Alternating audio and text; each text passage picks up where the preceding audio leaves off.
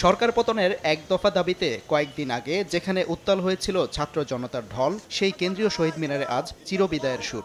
রোববার বাদ জোহর কেন্দ্রীয় শহীদ মিনারে বৈষম্য বিরোধী ছাত্র আন্দোলনে গুলিতে নিহত দুই শিক্ষার্থীর জানাজায় এইভাবেই কান্নায় ভেঙে পড়েন সমন্বয়করা।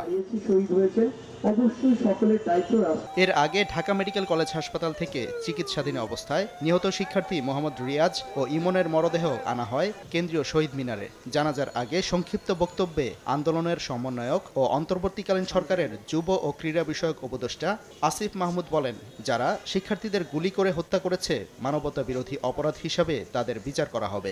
কেন্দ্রীয় শহীদ মিনারে আসেন নিহত শিক্ষার্থীদের পরিবারের সদস্যরা। প্রত্যেক নিহতের পরিবারকে ১ কোটি টাকা করে ক্ষতিপূরণের দাবি জানান গণ অধিকার পরিষদের নেতারা।